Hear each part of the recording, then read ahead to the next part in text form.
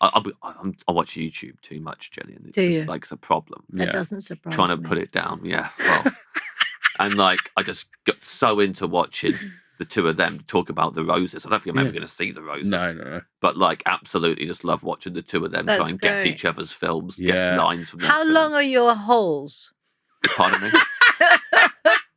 When you go down The kind of question. Yeah, I know exactly what you mean, Gillian. But when you go let's down have fun with what it sounded like. a YouTube rabbit hole.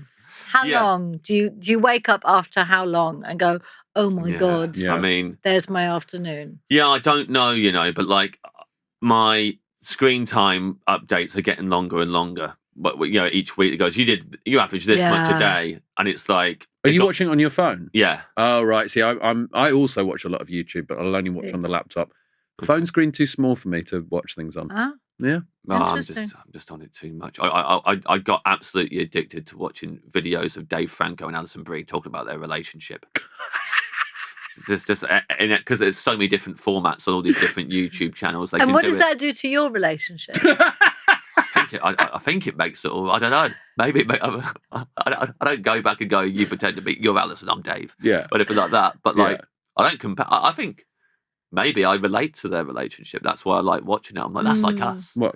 The way they talk. Because Dave about... Franco watches 8 hours of YouTube a day. Yeah, he just watches 8 hours of YouTube, and Alison Brie's worried about him and fancies Gillian Anderson. Yeah, I mean, they talk about their cats quite a bit. We've got cats, right? And I just like the way that they talk about. Oh, that cracked him up. How they met. Yeah. Because it's so ridiculous. He's laughing, imagining watching the videos. He's really totally committed. Yeah. I just say, I think they seem like good people. Oh, right. I like watching them, thinking, they seem like good people. Yeah, actually. You're too deep into this YouTube thing, man. Have you ever met them? No, and I can't now. Well, we can't have them on the podcast now because anyone who is listening who represents them for PR stuff. Yeah, I was saying that. He's a stalker. Absolutely not. Creepy Keep boy. them away. Yeah. Even if they came on together, that would be the worst, actually, if they came on together. Yeah. That'd be the worst. I'd know too much about their lives, how they met, how they feel about each other.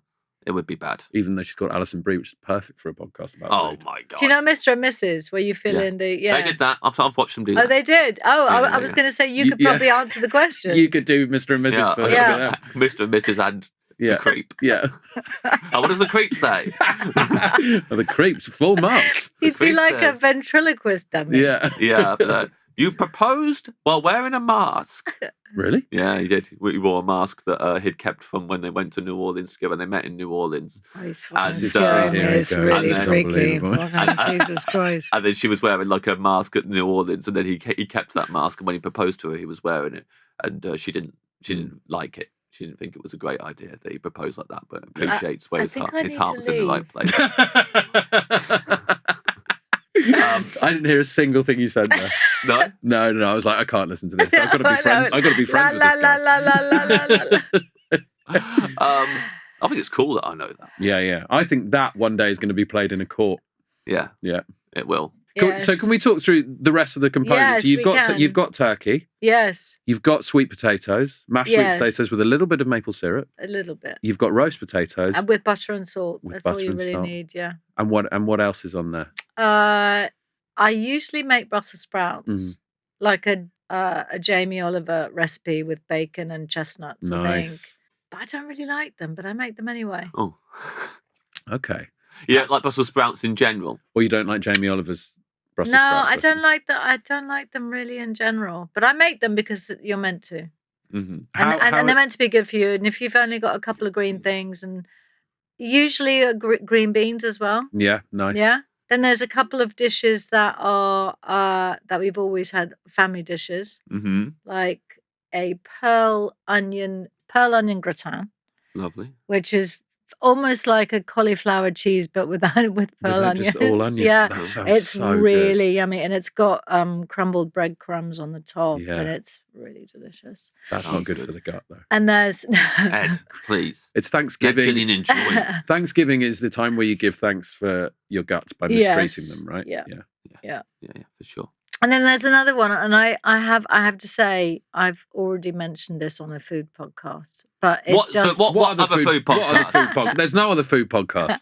What are you talking about? No, on Jessie Ware's food podcast, I talked about. I'm gonna puke. I talked about this dish, but it's a truism, and I can't think of Thanksgiving without talking about this dish, so I'm going to bring it up. Okay. And let's see if the way we react is going to be way better than the way Jessie and Lenny Ware react. Yeah, here we go. This is going to be good stuff. We're getting ready for this. Okay. Now. Here we go.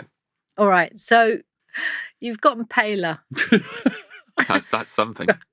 I went to the Isle of Mull recently off of Scotland, and we wanted to see wild ponies, and there was a lady who could show us where the wild ponies were. And she was walking up the hill with us, and she said, "What do you do for a job?" And I said, "I'm a stand-up comedian." She went, "That's why you're so pale. You're locked up in all the clubs your whole life." Right. And you're like, "No, it's because I spend all day watching Alison Brie on YouTube." Yeah, that's why, actually. Thank you. Did you see the ponies? Yeah, we saw the ponies. It's great. Yeah. He is a little bit like a ventriloquist dummy, isn't he? Mm-hmm. The way in his mannerism. Yeah. Not unlike. And the way you're... Yeah, absolutely. Very good. Yeah. Very good impression straight away.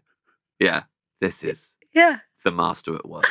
That's the clip. Benito, we've got the clip. That's the quickest anyone's done. It's really interesting. It's fascinating. I don't think I've ever met a live ventriloquist dummy before. You met Jimmy Carr?